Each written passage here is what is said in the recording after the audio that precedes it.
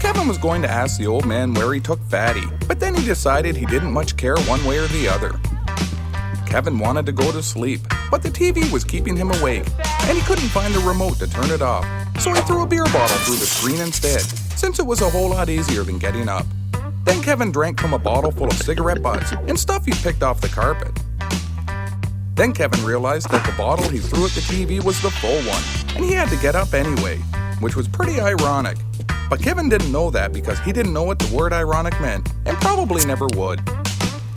Even though it was the middle of the night, Kevin couldn't fall asleep, mostly because he'd spent the last 4 days lying on the couch in a drunken haze, only coming out of it long enough to have a few smokes.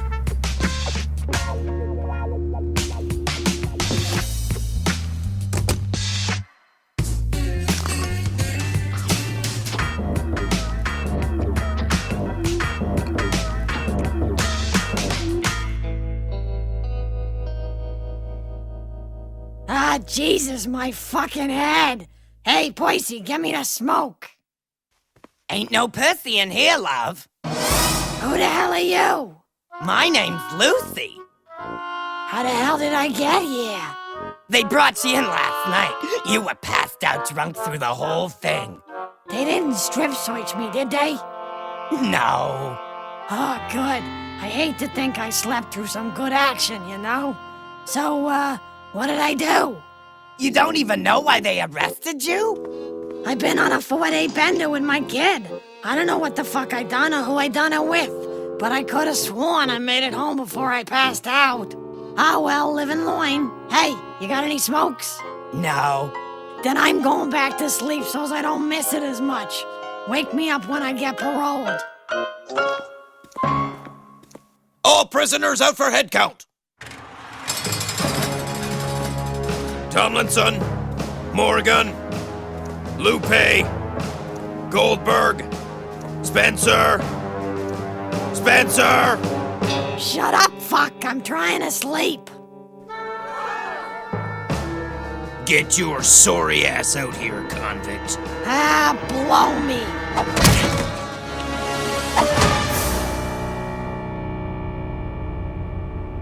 It was Tuesday morning, and Kevin had been unconscious from food poisoning for 2 whole days.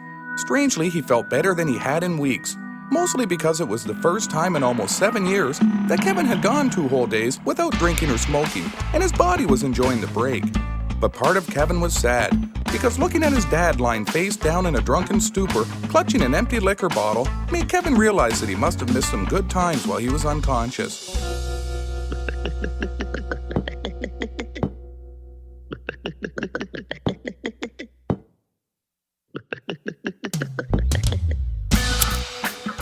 Kevin usually liked to spend his Tuesdays hanging around the arcade, bumming quarters and carving biblical prophecies into the bathroom walls with his homemade shank. But he'd been banned from the arcade for tilting one of the machines with a stolen prosthetic leg.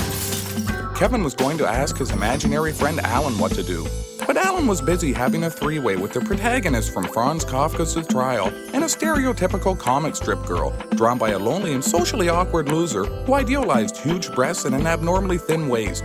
And it didn't look like they were going to be finished anytime soon.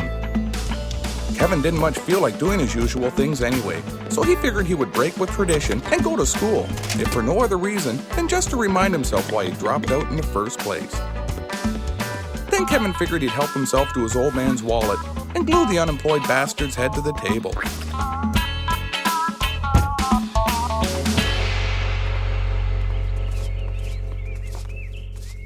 Kevin wanted to make sure the other kids waiting for the school bus knew he was cool, so he chugged his beer in one swallow. Then he decided to crush the can against his forehead.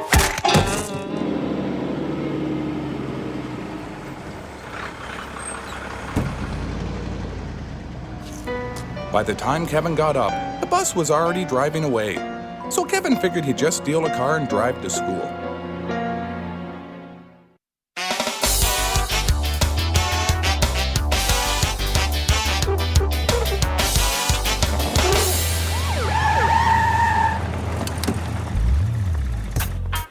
Even though Kevin hadn't been to school for over a year, most of the other kids still recognized him and knew enough to keep their distance. Kevin didn't know where his homeroom was, so he just picked a room at random. Because he didn't figure it mattered a lick anyway, since he didn't plan on doing much learning in the first place.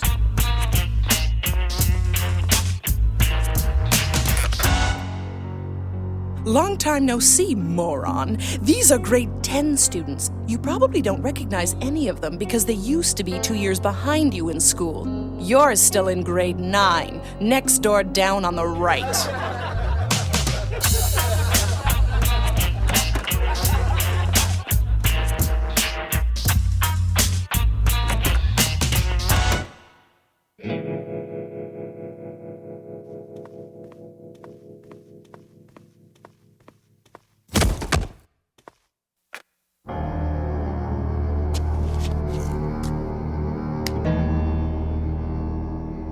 It isn't worth it, Billy. Just walk away. As I was saying, class, Shakespeare was the most preeminent writer of his time, and his work remains as valid today as when it was written. Yes, Charles. How comes he wrote so funny? Oh, he didn't write funny for his time. The English language is organic and has continued to evolve throughout history. Shakespeare wrote in the language of his time, and that language has evolved to the English language we use today. The fact that he is still as relevant today as he was in his time further proves that he is one of the most gifted and complex writers in the history of literature. Yes, Kevin.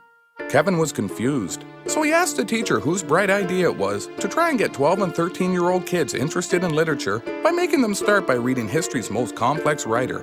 And wouldn't it make a whole lot more sense to have the kids in class work towards understanding Shakespeare by first having a stronger understanding of proper grammar and narrative structure as it exists in today's English language, so when the time came to decipher Shakespeare's writing, they would have the adequate academic foundation required to appreciate the nuances the bard was trying to impart to the reader.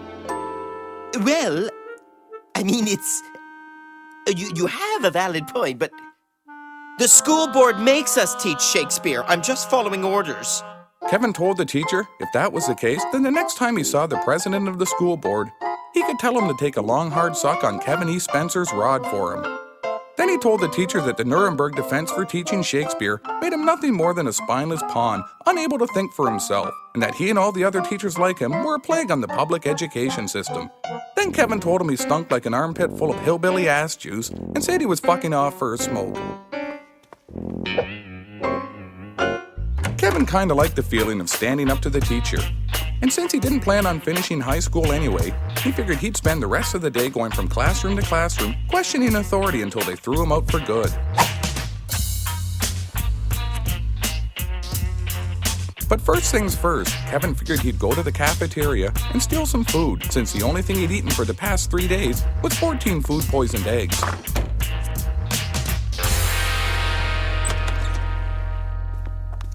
Get my client some clothes now.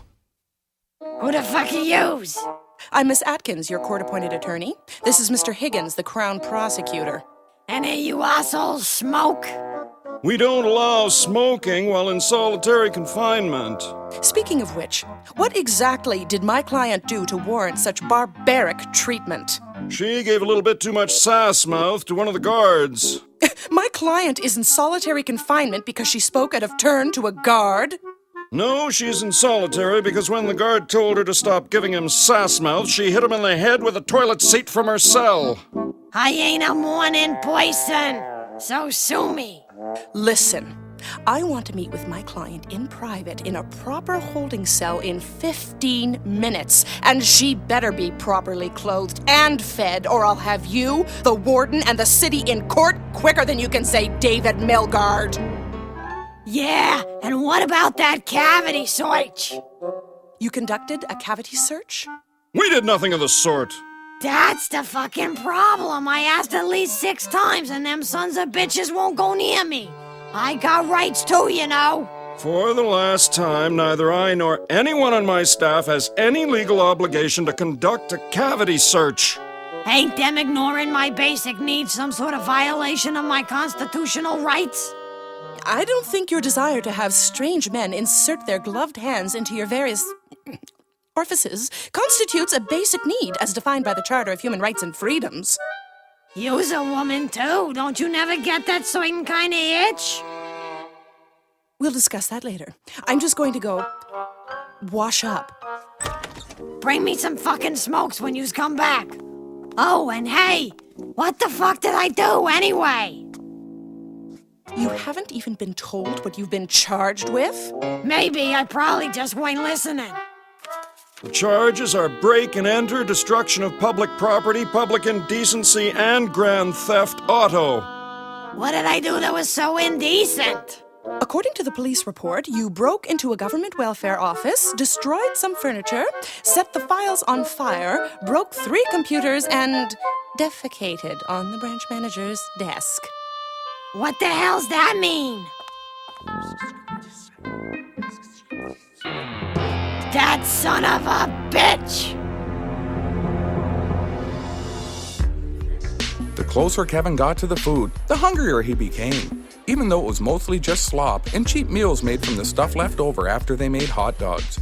The line was moving pretty slow, and Kevin thought that he was going to pass out from hunger before it was his turn. So he just took a tray of food from some kid walking past him. Then he took the kid's sunglasses and wallet and told him to go fuck himself. As Kevin made his way to his seat, the cafeteria fell silent.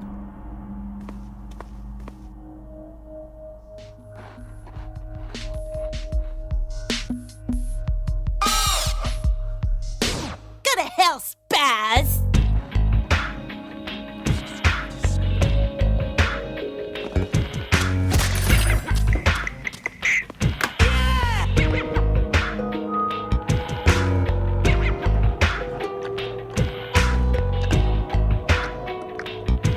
Close your mouth, you pig! Kevin didn't much care for being talked to like that, so he told the kid to shut his pie hole before he took his fork and spread him open quicker than a $5 whore, or his mother, which was pretty much the same thing as far as Kevin was concerned. Do you have any idea who I am, kid? Kevin thought about it for a minute. Then he told the kid that as near as he could figure, he was the next person on his list of people to hit. Then to prove his point, Kevin popped him a real sweet one in the larynx. You're gonna pay for that. Mark my words.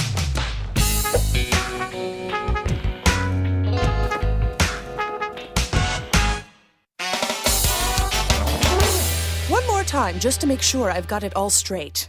It wasn't me! Check my fat bastard of a husband's alibi! Breaking Anna, us, and shitting on the desk! That's his M.O.! Why should I believe you? Check his fucking rap sheet! He was arrested for the same thing 7 times last year! And once at a Dairy Queen! Why a Dairy Queen? Even he don't know what that one was all about! Sometimes he just gets to drinking and takes a notion! Even so, we would have to prove it, and you would have to testify against your husband in court. Are you prepared to do that? Why not? Hell, I testified against him for things he ain't even done. The way I sees it, whatever it takes to get that fat, drunk prick out of my hair and into the joint for a few months is fine by me. I'll have to run some DNA tests on the feces your husband allegedly left behind. That's going to cost you some money. How much? Around $4,000. Just let me make a few calls. I'll get the money. Kevin didn't know it, but he'd taken the food from Billy Milligan, and Billy Milligan's older brother was a senior and the captain of the football team, and he was the biggest and toughest kid in the school, and spent all his time in the gym lifting weights and eating steroids in a continuous cycle of validation of false ideals. That's him in the black ball cap. Wait here. Vengeance is mine, saith Billy Milligan.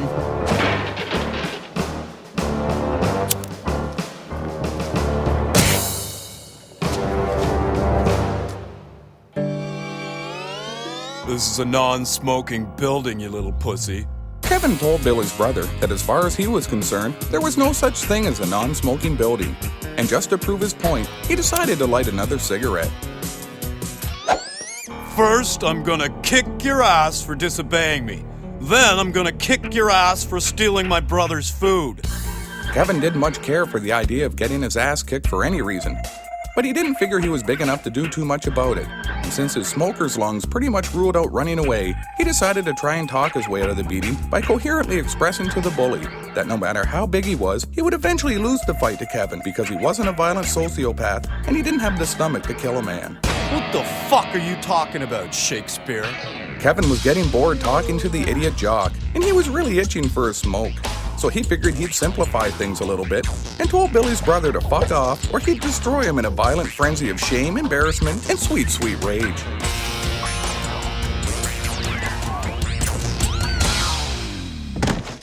Is there a problem here, boys? This jerk stole my little brother's lunch. Is that true? Kevin told the teacher that the whole thing must have been a simple misunderstanding and that he would be willing to buy Billy Milligan a new lunch if he happened to give a sweet flying fuck whether or not the little crybaby died of starvation. But since he didn't care, then the whole lot of them could go screw themselves. Then Kevin stood up and told the teacher that he was fucking off outside for a smoke if he cared to tag along and waste any more of his time. The only place you're going is the principal's office, Spencer. This ain't over. What fuck? Jeez, Poisey, why you breathing so heavy? You ain't got a whore there, does ya? How many times I gotta tell you, fatty? You's the only whore for me. So, what's with the breathing? You ain't having another heart attack, is ya? Nah, some son of a bitch glued my fucking head to the kitchen table. I had to bust it off with an axe. Yeah, yuck it up, you big tub of shit. What the hell do you want anyway? Listen, Poisey, I know what you done to me. Well, I married you, didn't I? Besides, how many times we gotta go over this? I don't care how drunk you was. It was consensual. Not that. You busting into the welfare office, stealing a car and framing me. Welfare office? Car? Shitting on a desk? Why, I don't know what you're talking about. Then how'd you know about taking a dump on the desk? Yeah, well, good luck proving it. Oh, I can prove it all right, along with a lot of other things. Remember that videotape you made? You said you destroyed that? I was gonna, but then I got to thinking it might come in handy someday. So here's the deal. I'll take the rap for you if you give me $5,000. $5,000? What are you, a fucking moron? I ain't got no $5,000. Well, how much you got? $4,000 and change. But that's my drinking money for the week. Not no more. Visiting hours start at 4 o'clock. I better see your fat ass down here, stuffed with a Ziploc bag full of money when I walk into the visiting room, or I'm spilling the beans. Listen, I forgot to tell you, a lot of the money is coins from that vending machine I ripped off, so they may have to make 2 trips. Principal who? Are you sure you got the right number? My boy don't never go to school. Fine, I'm on my way. Fuck, I hate being a father.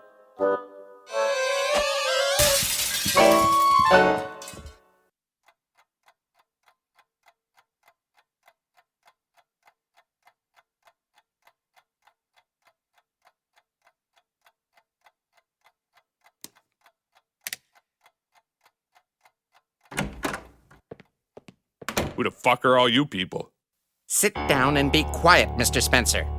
These are the Milligans, June and Darren, and their 2 sons, Billy and Darryl. Pleasure's mine. You want to step it up a bit? I got an ass full of money and another meeting to go to. I thought we had rid ourselves of the problem that is Kevin Spencer, but apparently I was wrong. Despite the fact that your son is still under a 3-year suspension, he decided, for reasons unknown, to show up here today, and let me tell you, he has been nothing short of a major disruption for all concerned. Specifically, he physically assaulted Billy here and took his lunch. He then proceeded to vandalize the cafeteria, and he threatened to kill some of the other students, along with Billy's older brother, Daryl. Well, boys will be boys. That's all you've got to say? No, you didn't let me finish. I was also going to tell you to blow me. Mr. Spencer, I absolutely will not tolerate that kind of language in my office. Then why don't we take it outside? Oh my God. No wonder Kevin has so many behavioral problems. Yeah, you're just lucky it's old lady's in a joint. Otherwise, it would have been her coming down here, and you pack of fucking losers wouldn't have stood a chance. Come on, boy, we ain't got to sit here and listen to this arsehole. Banned for life. That's what your son is. Banned for life. Gee, no school for you, Kevin. Whatever are you going to do to fill the time? You ever want to know what it's like to tear one off with a real man, give me a call. And you ain't got to worry none about getting pregnant. I drank so much over the last few years, I'm sterile. I'll see you around, broken head. I gotta go get some bride money to your old lady so I don't go back to the joint. Kevin told his dad to say hi to Mom for him and decided to head back home. He'd had a pretty busy day at school, and he was pretty tired.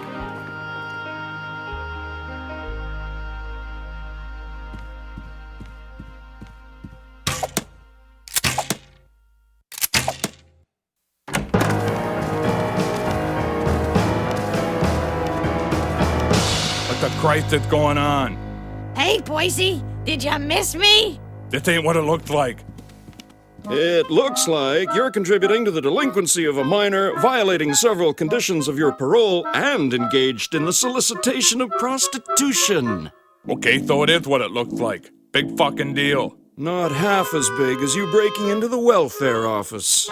You set me up, you fat whore. That's right, asshole. That $4,000 is what paid for it, too. You ain't heard the last of this. Fuck you. Listen, Kevin, Daddy's gonna be in jail for a while, and I'm going out drinking, so, just keep doing whatever the fuck it is you do.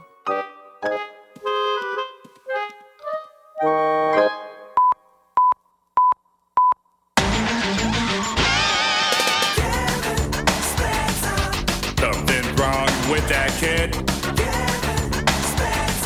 His head don't like it never did.